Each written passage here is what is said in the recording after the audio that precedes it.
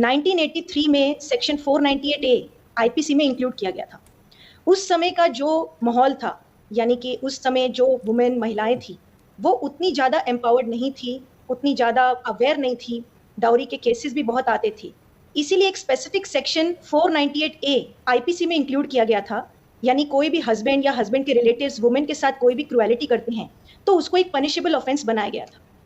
लेकिन अगर कोई वुमेन, कोई वाइफ अपने हस्बैंड के साथ क्रुएलिटी करती है, सिमिलरली जैसे कि हस्बैंड के ऊपर आरोप लगता है कि वाइफ के साथ क्रुएलिटी किया, सिमिलर आरोप अगर हस्बैंड लगाए कि वाइफ मेरे साथ क्रुएलिटी कर रही है, तो आईपीसी में ऐसा कोई सेक्शन नहीं है जो कि मेन को ये राइट दे कि वो जाकर सिमिलर कंप्लेंट फाइल कर सके जिस तरह एक वाइफ फाइल करती है। अब 1983 का जिस तरह का माहौल था उस हिसाब से ये सेक्शन बनाया गया था। लेकिन जैसे जैसे सोसाइटी एवॉल्व होती है वैसे वैसे लॉज में भी चेंजेस आने चाहिए।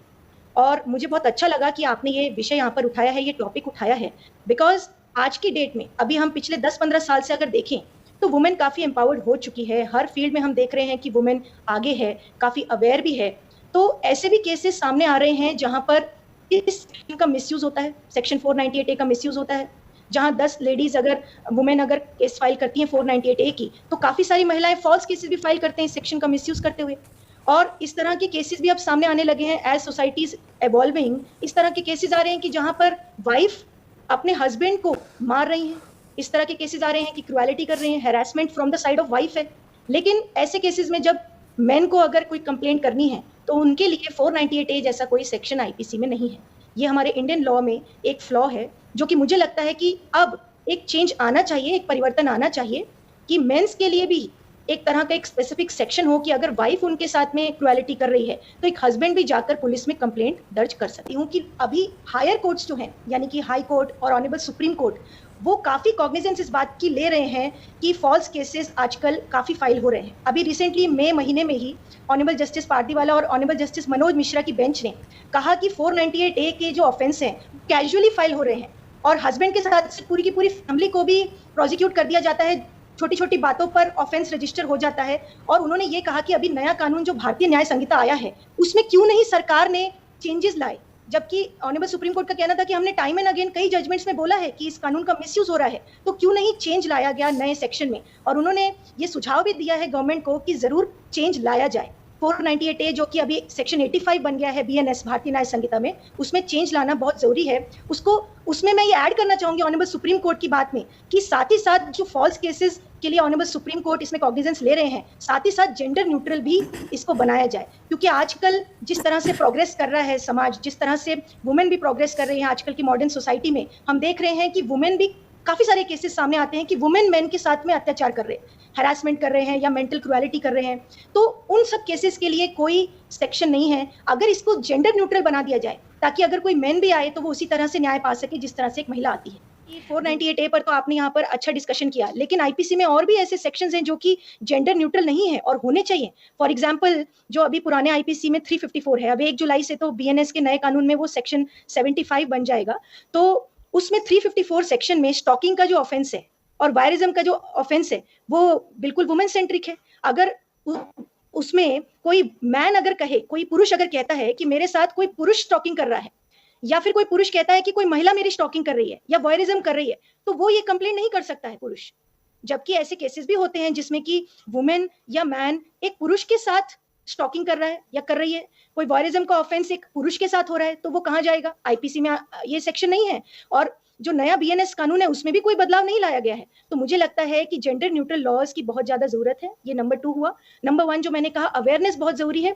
और ये दोनों चीज अगर होती हैं तो जो कोर्ट्स हैं जो कि अब तक इस तरह के केसेस को देखते आए हैं कि वुमेन ही विक्टिम होते हैं, अगर अवेयरनेस फैलेगी और इस तरह के केसेस फाइल होने लगेंगे जहां पर कि रियल में मेन के साथ भी वायलेंस हुई है या क्रुएलिटी हुई है, तो मुझे लगता है कोर्ट्स वैसा इवॉल्व कर लेंगे। 498A जो मैंने बताया कि वो सिर्फ वुमेन फाइल कर सकती है, मेन नहीं। लेकिन अगर वुमेन ने मेन के साथ, किसी महिला ने या पत्नी ने पति के साथ वायलेंस की है या क्रुएलिटी की है, तो भले ही सेक्शन 498A अवेलेबल नहीं है पुरुषों के लिए, लेकिन अदर सेक्शंस आईपीसी में है, लाइक सेक्शन 323, 324, 325 जो कि हर्ट और ग्रीवियस हर्ट के सेक्शंस हैं। अगर आपके साथ किसी महिला ने या आपकी पत्नी ने वायलेंस की है, क्रुएलिटी, फिजिकल क्रुएलिटी की है, तो इन सेक्शंस के तहत आप FIR फाइल कर सकते हैं। या फिर जो भी आपके साथ कुछ भी डोमेस्टिक वायलेंस हुआ है तो आप कोर्ट में जाकर एक सिविल सूट भी फाइल कर सकते हैं और उसमें कंपनसेशन मांग सकते हैं, डैमेजेस मांग सकते हैं। ये 2 चीजें हो गई। नंबर 3, क्योंकि आप मेरा यहाँ पर एंड स्टेटमेंट ले रहे हैं, तो मैं यहाँ पर जो भी महिलाएं अगर ज्वाइंड हैं लाइव सेशन में या इसको बाद में भी सुनेंगे, तो मैं महिलाओं से भी ये कहना चाहूंगी कि फॉल्स केसेस ना करें। कल को अगर आपके साथ रियल में कोई ऑफेंस हो जाएगा तब आपकी कोई नहीं सुनेगा, क्योंकि अगर इतने फॉल्स केसेस बढ़ते जाएंगे तो पुलिस स्टेशंस में और कोर्ट्स में भी एक अविश्वास आ जाएगा, तो रियल जो विक्टिम्स हैं उनको न्याय नहीं मिल पाएगा, नंबर 1। नंबर 2, अगर आप फॉल्स केसेस करते हैं तो आपको भी प्रोसिक्यूट किया जा सकता है सेक्शन 211, 182 आईपीसी के सेक्शंस के तहत। नंबर 3, कल को आपकी भी फैमिली में कोई पुरुष है, आपका भाई है, आपका बेटा है, उसके ऊपर भी कोई महिला कल को फॉल्स केस कर सकती है। इन बातों को महिलाओं ने भी समझना चाहिए और फॉल्स केसेस नहीं करने चाहिए जी। और साथ में मैं सभी जो पुरुष हैं उनको ये बताना चाहूंगी कि अगर आपके साथ कोई भी वायलेंस होती है तो आप चुप ना रहें। डोमेस्टिक वायलेंस आजकल वाइफ्स भी हस्बैंड के साथ कर रही हैं, ऐसे केसेस सामने आ रहे हैं, तो अगर आपके साथ भी ऐसा हो रहा है तो आप चुप ना रहें, सामने आए। आप डाइवोर्स केस फाइल कर सकते हैं। नंबर 2, आप civil suit for compensation file कर सकते हैं। नंबर 3, आप पुलिस में जाकर एफआईआर फाइल कर सकते हैं अदर सेक्शंस में रादर देन 498A। अब एक तीसरा मैं एंड स्टेटमेंट ये देना चाहूंगी कि मैं उम्मीद करती हूँ कि जो जेंडर न्यूट्रल लॉज पर जो आज डिस्कशन हुआ है वो जरूर सरकार इस पर सोचे और कानून में परिवर्तन आए। नंबर 4, मेंस कमीशन भी होना चाहिए, जो कि यहाँ डोगरा जी बात कर रहे हैं, और जो कुछ पुरुष जो हैं वो मोटरसाइकिल पर निकले हैं इस बात के लिए कि मेंस कमीशन बनाया जाए। तो I also support from my fight for a right campaign that men's commission भी होना चाहिए, बिकॉज वुमेन कमीशन है तो किसी भी वुमेन को कोई तकलीफ होती है तो वहां फोन करके वो अपनी ग्रीवेंस बता सकते हैं। कई बार पुलिस एफआईआर दर्ज नहीं करती है तो वुमेन कमीशन के कहने पर एफआईआर दर्ज हो जाती है। सिमिलरली मेंस कमीशन भी होना चाहिए ताकि सिमिलर अत्याचार या वायलेंस या क्रुएलिटी मेन के साथ कहीं हो रही है तो वो अपनी ग्रीवेंस वहां पर रख सके। जी, बहुत शुक्रिया कीर्ति जी। ते I hope you are known for PILs, for filing the PILs कि ਤੁਸੀਂ ਬਹੁਤ ਸਾਰੀਆਂ ਜੋ ਪਟੀਸ਼ਨ ਹੈ ਉਹ ਸੁਪਰੀਮ ਕੋਰਟ ਦੇ ਵਿੱਚ ਵੀ ਦਾਖਲ ਕਰਦੇ ਹੋ, ਜਨਹਿਤ ਜੋ ਯਾਚਿਕਾ ਉਹ ਦਾਖਲ ਕਰਦੇ ਹੋ, ਤਾਂ ਤੁਸੀਂ ਇਸ ਨੂੰ ਲੈ ਕੇ ਵੀ ਵੂਮੈਨਸ ਕਮਿਸ਼ਨ ਨੂੰ ਲੈ ਕੇ ਵੀ ਕੋਈ ਨਾ ਕੋਈ ਪਟੀਸ਼ਨ ਜਿਹੜੀ ਆ ਉਹ ਜ਼ਰੂਰ ਕੋਰਟ 'ਚ ਦਾਖਲ ਕਰੋਗੇ। ਫਿਲਹਾਲ ਕੀਰਤੀ आहूजा जी बहुत शुक्रिया ਸਾਡੇ ਨਾਲ ਜੁੜਨ ਦੇ ਲਈ।